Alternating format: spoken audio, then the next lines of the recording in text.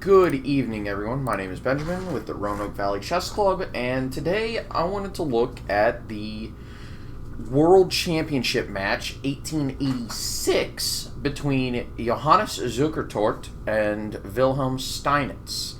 Now, this is kind of a weird match because it was played in 3 different cities, and there's actually a reason why.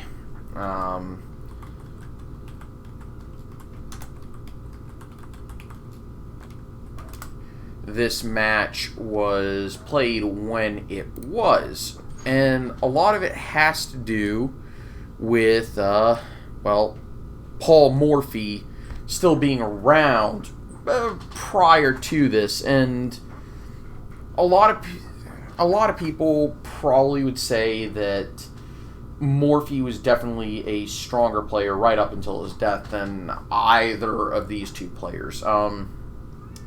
Steinitz considered himself to be the world champion after he defeated Adolf Anderssen in 1866. However, Morphy was definitely a much stronger player at the time. We can discuss this, and honestly, I think if Steinitz had ever played Morphy, Steinitz would get just blown off the board, because Steinitz only, as a matter of fact, if I remember correctly, Steinitz had a lifetime minus score against Adolf Anderssen, who got just completely blown off the board, as we saw in the previous video, by Paul Morphy. And truthfully, for this to be the first official World Championship match where the title of World Champion was contested and at stake is just insane. But, it is what it is. So we're going to go ahead and look at these games, and there's going to be a few points in which I think that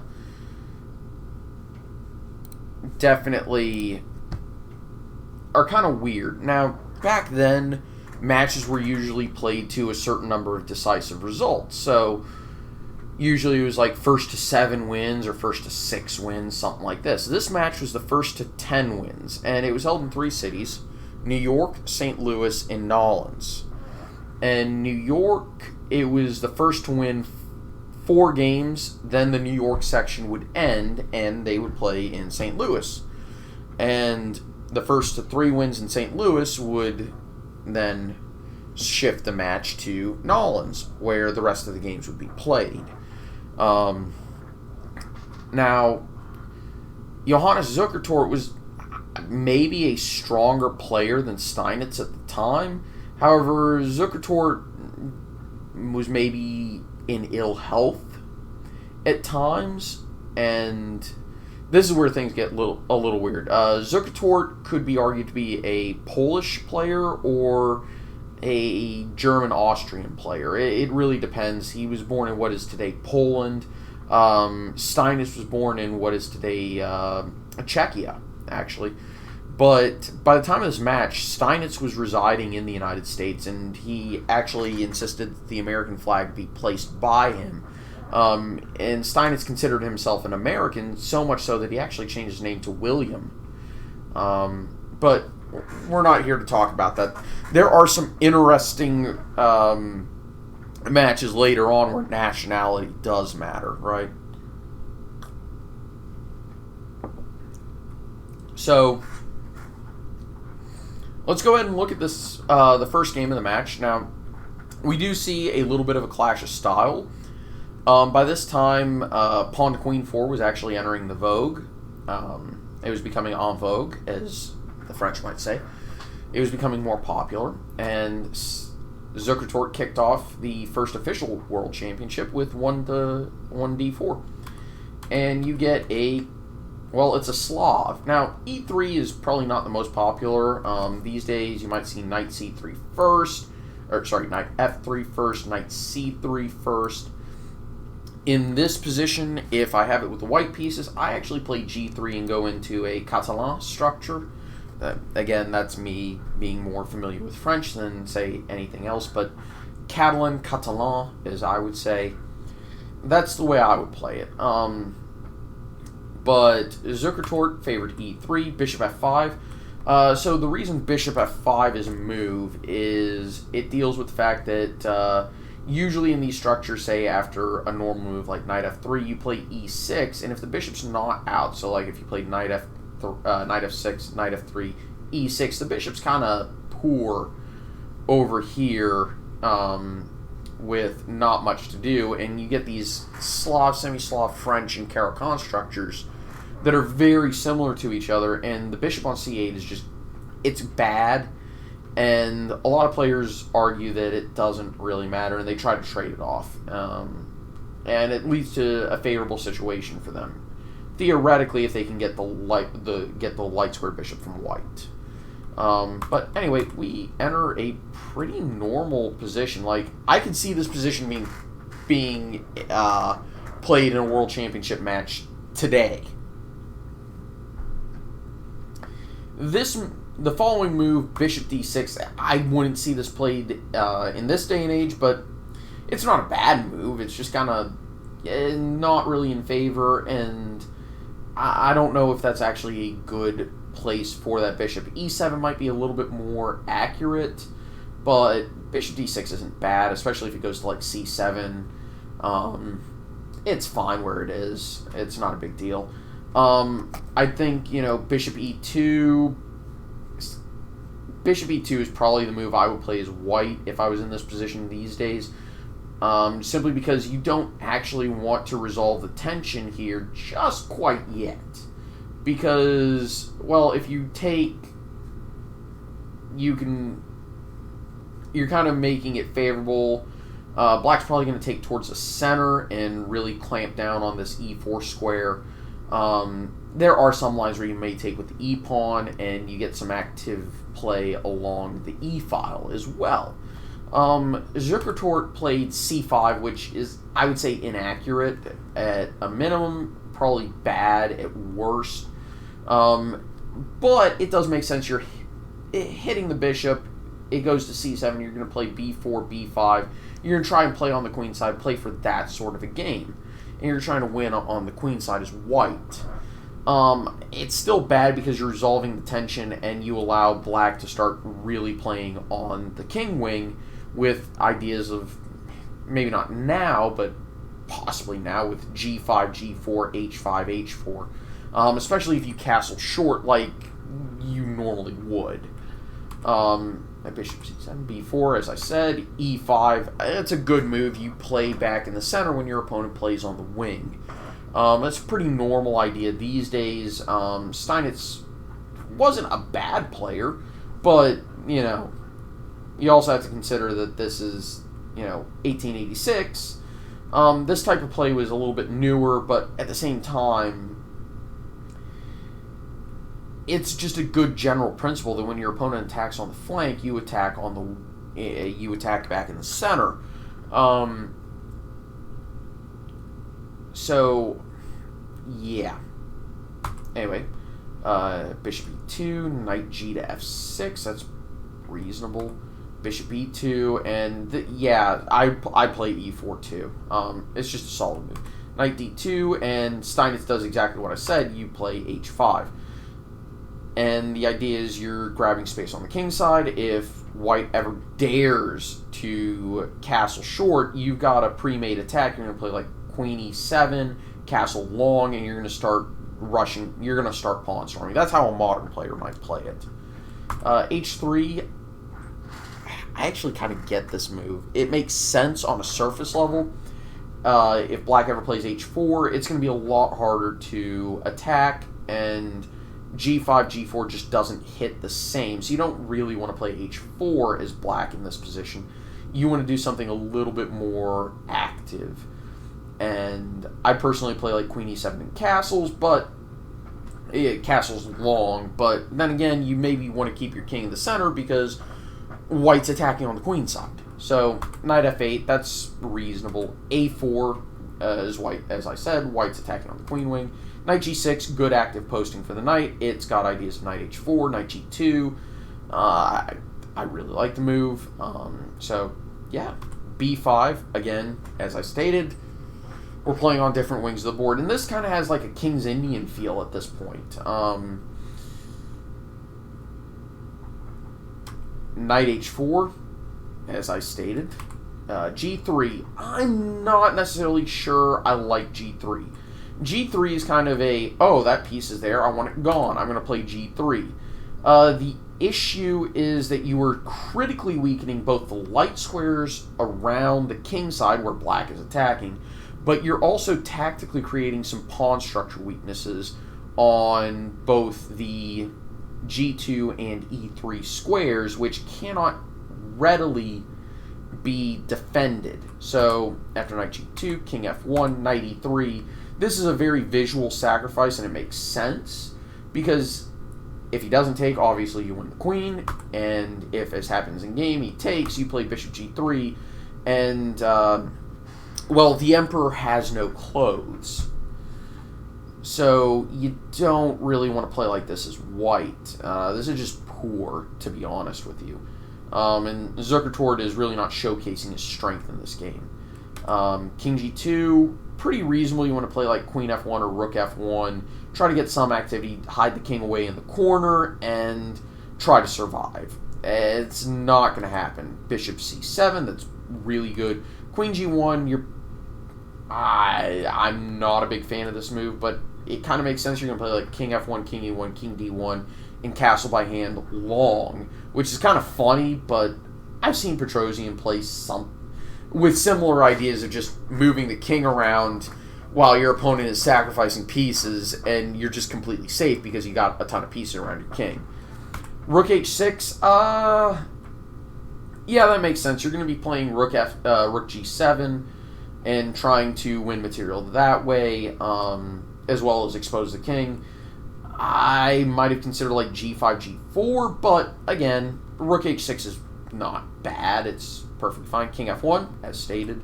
Rook G6 hits the queen. Queen has to go to F2. Queen D7. Now you're maybe not necessarily threatening, but you kind of are threatening H3. So, yeah, not great. Open the B file. I'm not sure what is going on with that trade. It's kind of like a one-move threat. I'm not a big fan of that. At the end of the day, it's a one-move threat that is easily countered, and all you've done is activate potentially one more of black's pieces to the B file with Rook B8. So, yeah. If I was playing as white, I would have considered maybe would have considered something more safe, like king to E1, getting your king to safety. But that was the style at the time. You take something if it's offered. Rook G1 offering to trade, which is actually not a bad idea. If you're down, if you're being attacked, you want to trade your opponent's attacking pieces for your maybe not so great defenders. You know, you want to trade off good attackers for bad defenders, if at all possible. Black gives a check. King E1, Knight G4, hitting the queen again. And also hitting E3, which is a key defensive square. Trade off, and black still has the same number of attackers, roughly, because he only added an attacker, and he's traded a defensive piece. So it's actually really good from black. Knight to E2, again, allowing his king to scoot over to the queen wing, though it's actually probably as safe as it's going to be on E1. Queen E7 is reasonable. I would have considered like F5, F4 here, but this isn't bad. Knight F4. Yeah, and that's actually why I would have considered like F5, because Knight F4 really tries to block up the position, and maybe that's why F5 is bad, is because you can't really push past that, even if you take it. So Rook goes back to H6. G5. I've been waiting to play this move for a while now. Knight goes back to E2. F5. I like F5, F4. It's very visual, but I think it's absolutely correct in this situation just because I don't see what white's doing against that. As a matter of fact, I know for a fact white's not doing anything against that because it's just like unstoppable. Like, hell, King D7, like, King D7, Rook F8, F5, F4. Just, this attack is kind of playing itself. Rook F6 is also very, very strong. Queen G2, Rook F3, I love this move.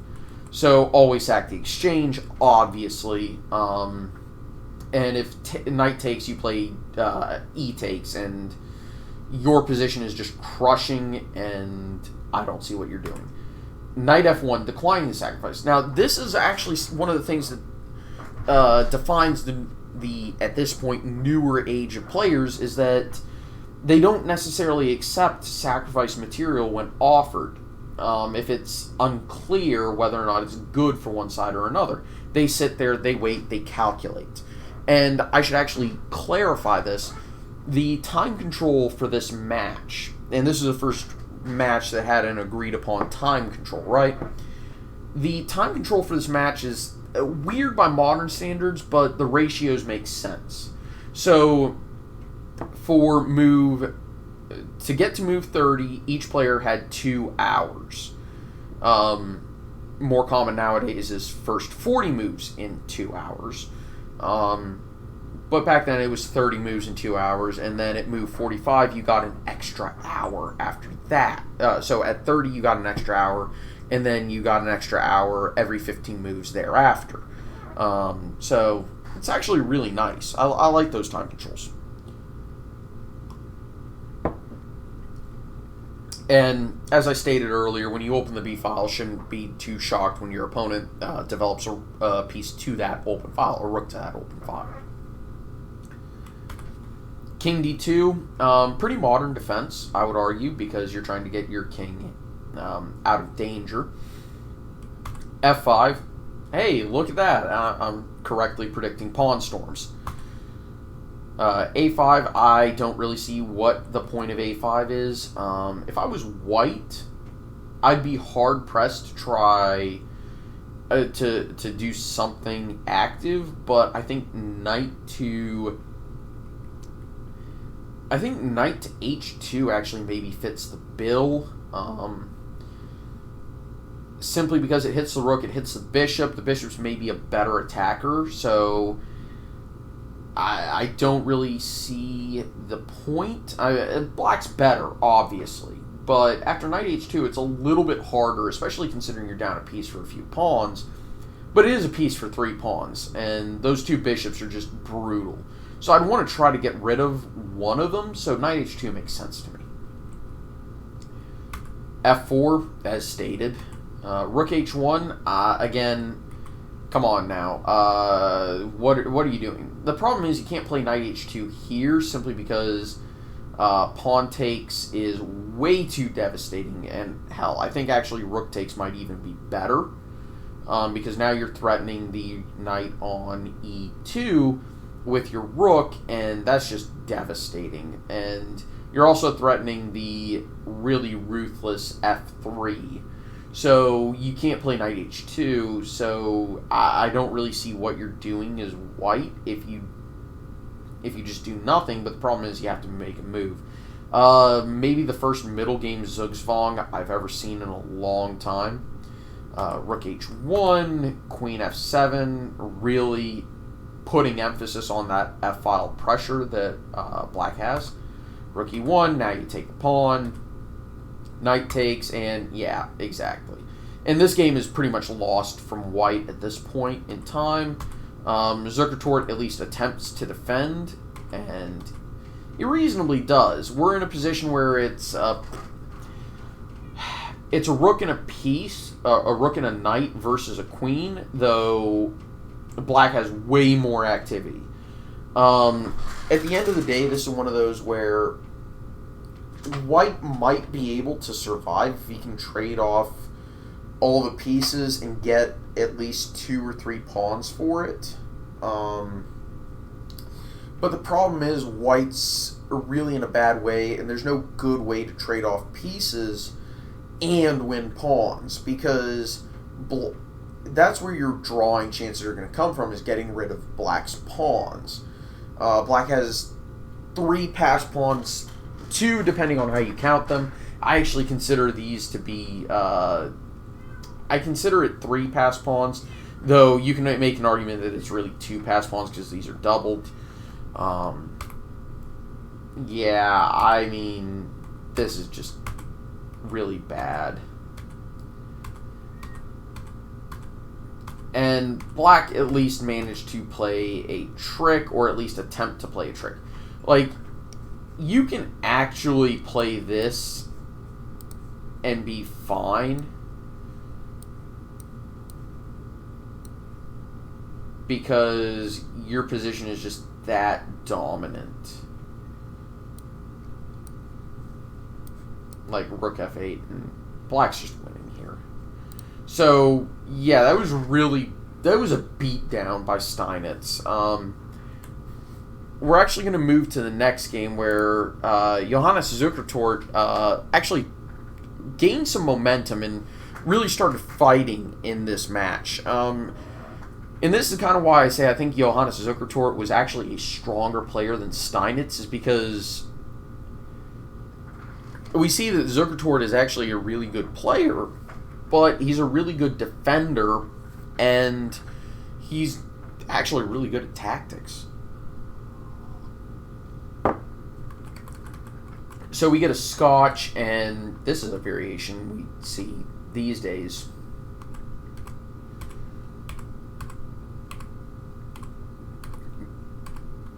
And they're playing in a way that they'd actually stand a chance against Morphy. I mean, Morphy would crush them, but it wouldn't be because of the opening, which most people failed against Morphy in.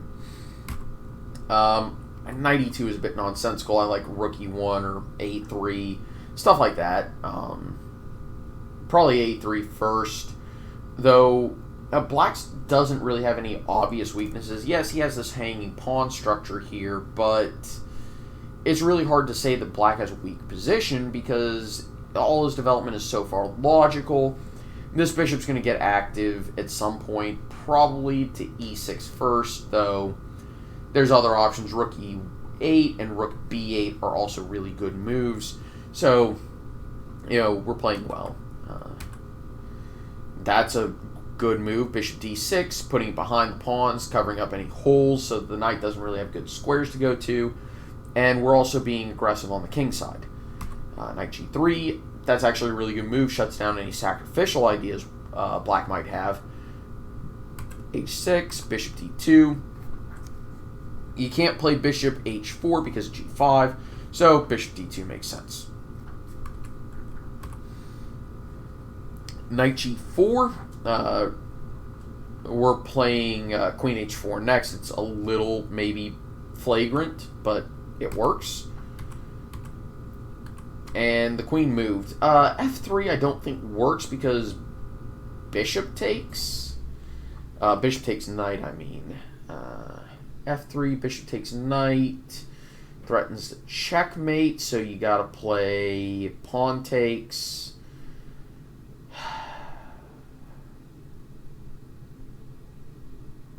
Then I suspect you play queen takes, pawn takes. Maybe that doesn't work. F3. Yeah, okay, it's that check that matters. Now we have to do something with bishop. Probably e6.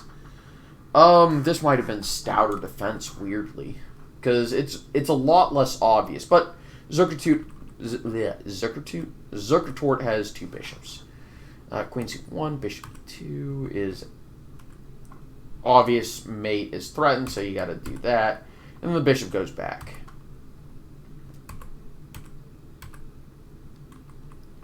F5. That's aggressive, but it's a style of time. Rook e6, defend it. D4, great move. Because now if you play bishop takes, we can probably play like bishop takes knight, and we just win a piece. Actually, we win 2. Yeah, we win a piece doing that, so you can't do that. There, yeah, okay. Sack the exchange with Steinitz. I'm not a big fan of it because it's just not that good. He wins it back, obviously, through there. I would consider something maybe slightly more aggressive, like rook here. I don't really care about this rook. This rook's not doing anything, so. But this is the best players in the world at the time, so. And not even, yeah. And this is just a case of the rook actually dominating. The exchange got one back, sorry.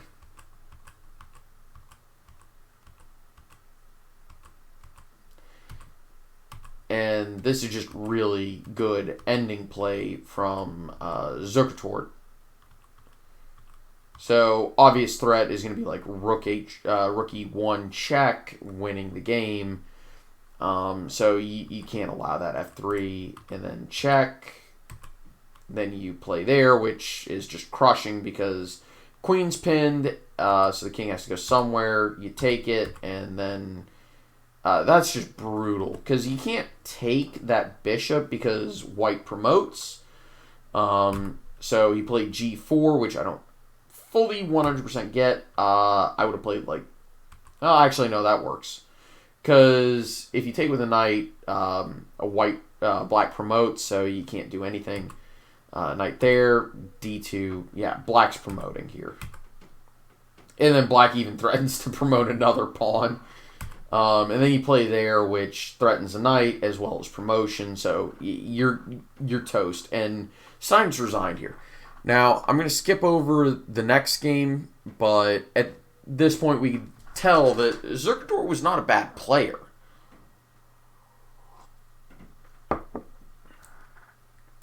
Zuckertort won the next game. And then we have another game where Zuckertort has black pieces.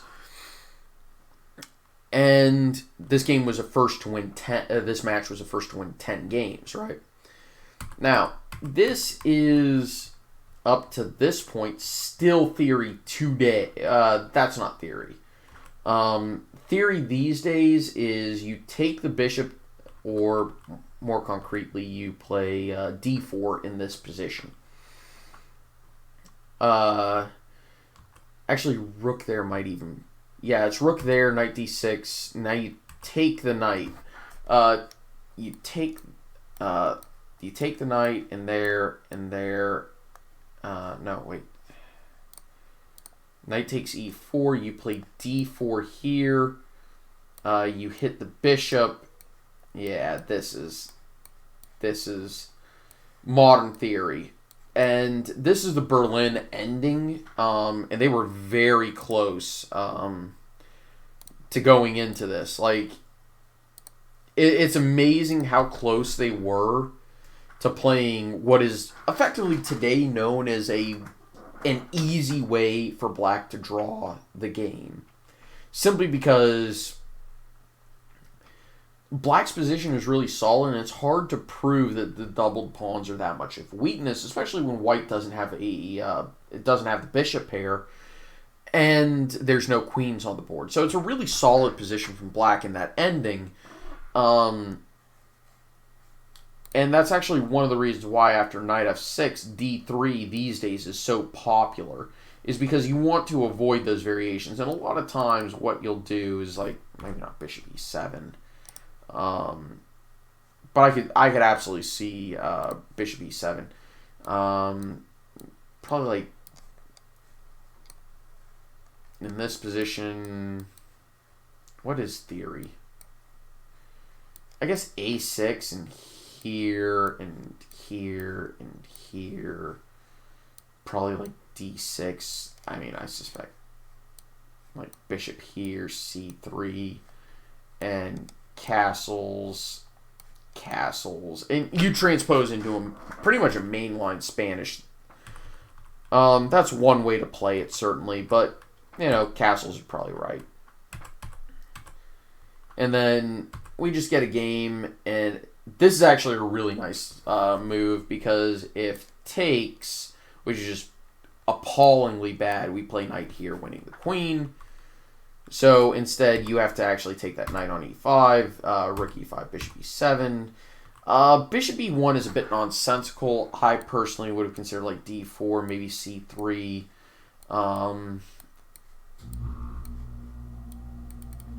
But bishop d3 is theory. Ugh. Horrible. Bishop f1 is theory. I just don't like it. Because why are you undeveloping a piece that you are defending? But then again, it does kind of make sense. I'd play like c3 here, and my rook's a little bit weird on b5 in the opening, but it's there.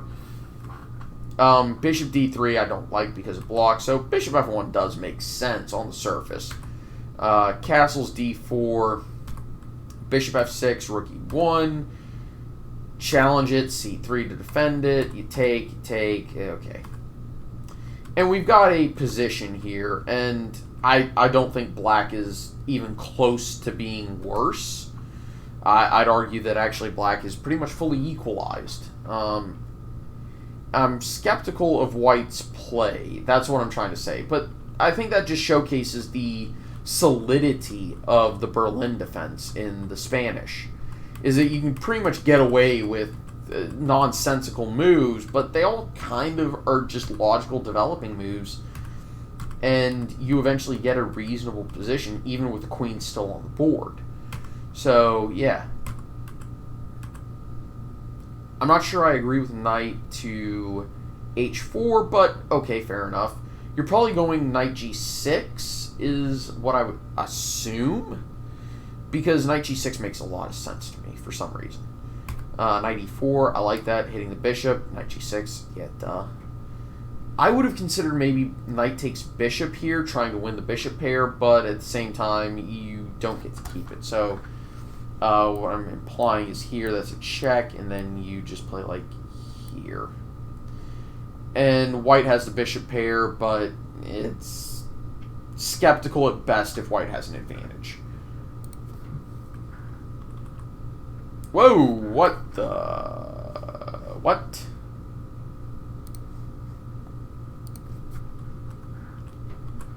So bishop d2 was played immediately, and then the knight went to c5, which is actually an active posting. Bishop goes back to c8. Yeah, I agree with that. Queen e3. What is the queen doing on that square? I legitimately don't know. b6. It kicks the knight off of its active posting. Yeah, I like queen d6. Hopefully the plan is c5. Yeah, obvious. Bishop there makes sense because you're going to play c5 and then d4. Queen goes back, and knight blocks everything up. Again, I'm not sure what the queen's doing on f3. I would be considering plays like a4, a5, try and break apart the queen side. But that's how a modern player plays the Spanish these days. I don't like that. I like rook e8 as well as c5 immediately.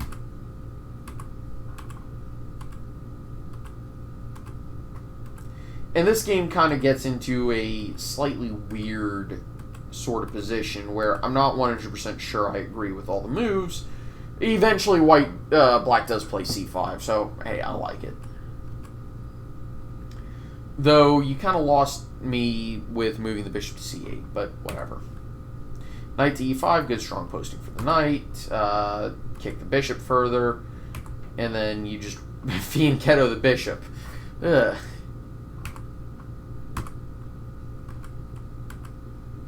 And okay, that's a nice little sacrifice, but it doesn't work because you take that and you're doing perfectly okay.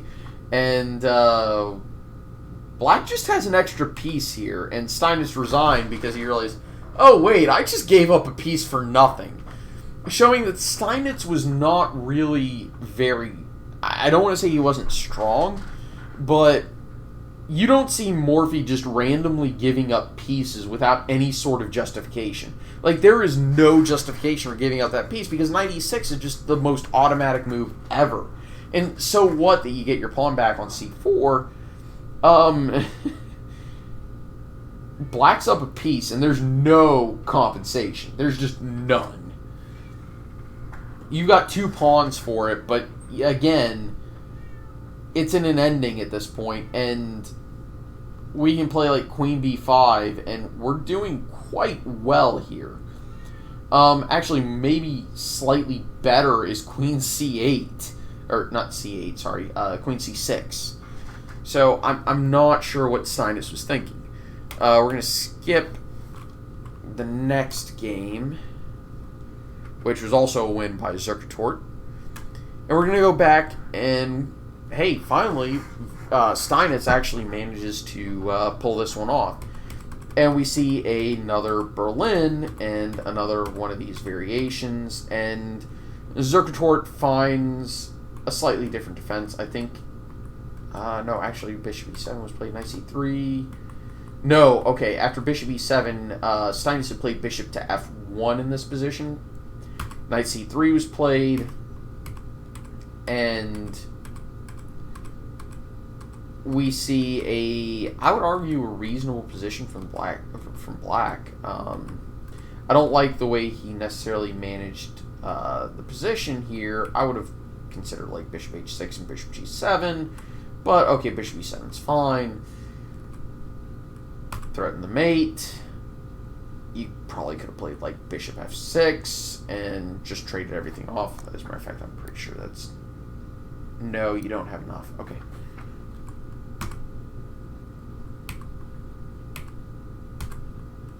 Fianchetto the knight.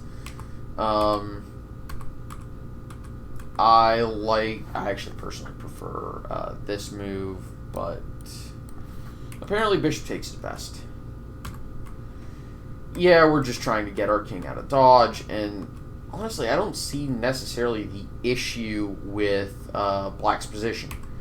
Now, this is where I think that this match kind of goes off the rails, because here we enter a weird situation where we have... Okay, so let's go back to when we first got this. So Bishop C5, knight takes. This position has been reached once, twice, 3 times. That is a draw, ladies and gentlemen. That is a draw. But you know how I said that a lot of matches in this day and age were played to, say, in this match was a first to 10 wins? Yeah. Both players were trying to win the game. And I think if Zuckertort had thought about it, he would have claimed a draw by threefold repetition in this position, because he gets white with the next game, and having white pieces even back then was considered an advantage. White was scoring extremely well back then. So it makes sense that he would have considered that. On the other hand, he probably thought, well, I've won 4 games in a row. Why not try to win a 5th game in a row and make it effectively impossible? And we have to remember, the match score was 4-1 at this point.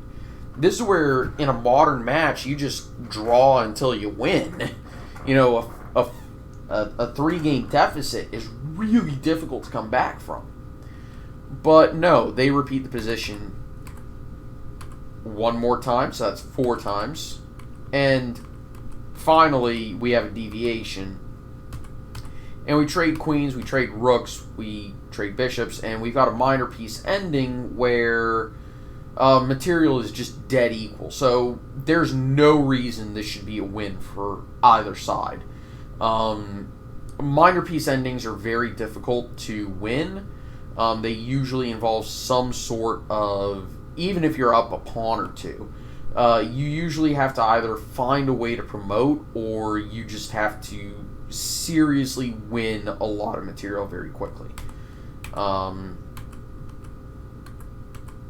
we see, I still would say this should be a draw, but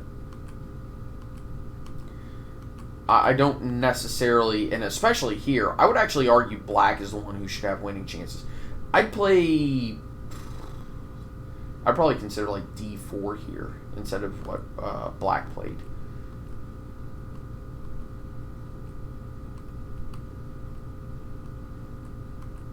And then just black starts blundering pawns. I don't understand it, but that bishop can't fight against those pawns, and especially after you just straight up blunder it. Like, what on earth was Zuckertort thinking? Like, if you're going to give up that bishop, at least play here for it.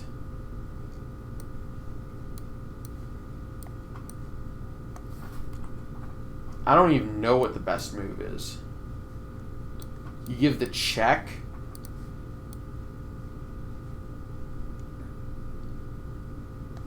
You got to defend the pawn, and then you advance your own, and then you play probably like a bishop here, stopping, you know, promotion. And after here, you can probably play like bishop here. You take it, you take it, you take it. King can maybe defend against this one. You go here, you probably play like king here, so king has to go here. Whoops, can't take that. You play, oh, Jesus, no. Jesus, no. King here. This is actually just probably clearly winning for white.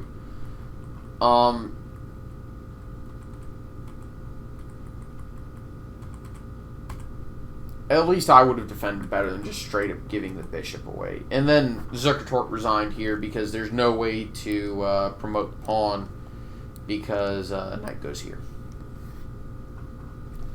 So, yeah, we're going to skip ahead to another game. And like I said, eventually Zuckertort found a way to effectively draw with the black pieces in this position, and we have to remember that Steinitz was still down in the match at this point. So any draw that Zuckertort had was good for him when he had the black pieces, and they agreed to a draw here, which is, I think it's a little too early to draw, but I don't see how white can even come close to winning this game. Like, I don't see how black can win this game, but black probably has better chances because he has more space. So, yeah. Zuckertort actually found a way to draw with the black pieces. Unfortunately for him in the next game, Steinitz evened the score, and then he just took a lead. Then Zuckertort managed to equalize in a very long ending, and it actually hilariously wound up being technically a Nimzo Indian, which I don't understand how this is classed as a Nimzo, but okay. Then they had two draws because Steinitz had found a way to basically draw as black against pawn to queen 4. And then Steinitz won a few more games, and then Steinitz was threatening to win the match. And we get to see Steinitz playing for a win with the white pieces for the World Championship. Because Zuckertort dominated the first half of the match, but then fell apart completely in the last half. And we get a Vienna game, which is a little bit unusual, but Vienna is actually not a bad opening. It makes sense. You know, you're defending your pawn, you're putting pressure on d5, you're going to play like f4 and try to take complete control of... Oops. You're going to try to take complete control of the center, right? So it actually does make a little bit of sense. So I actually like the Vienna. I don't play it, but I think it's a reasonable opening. Knight c6. Modern play is knight f6. Bishop c5 is also a move. And then you get, I want to say bishop c5 leads to Frankenstein Dracula, but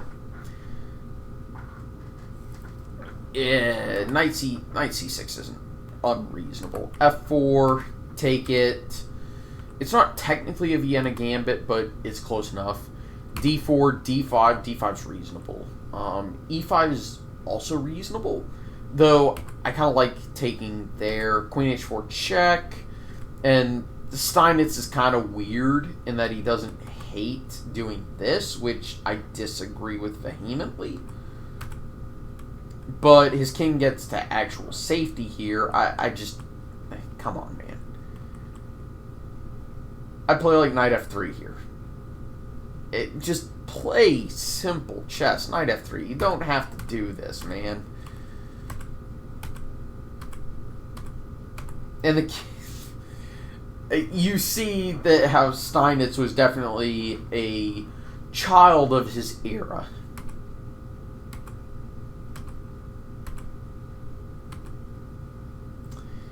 And yeah, white has an advantage, but it's this is such a ridiculous position.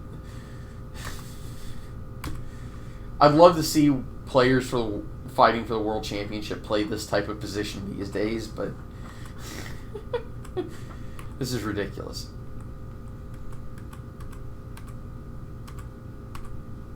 And yeah, that's just devastating. And yeah, Zuckertort resigned, and Steinitz became the first official world champion. Some people say the first undisputed world champion, but it's really difficult to say that with a straight face for anyone who's actually studied the history of the game, because, well, nobody disputed that Morphy was the best player in the world, and everybody considered him the world champion. Everybody considered him the best player in the world.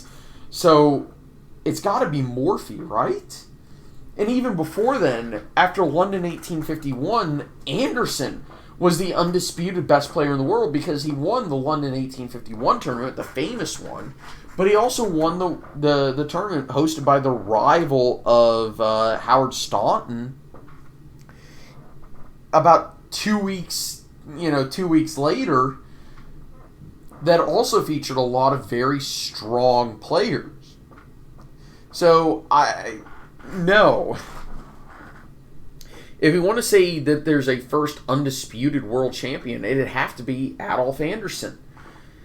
And technically, we could argue that, as I've stated on this channel, that Charles Le Bourdonnais was probably the first true world champion, because guess what? He was probably the very best player in the world at the time.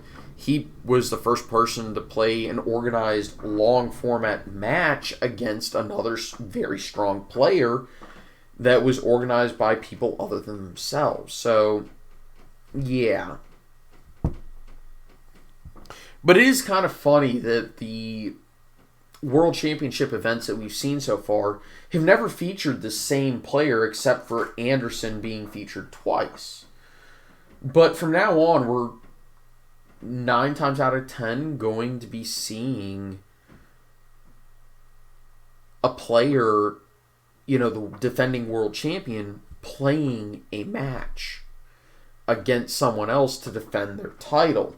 There are exceptions to that rule. Most famously, Bobby Fischer in 1975 refusing to defend his title, or more accurately, I guess, being Fischer. In not playing Karpov in 1975, followed by, of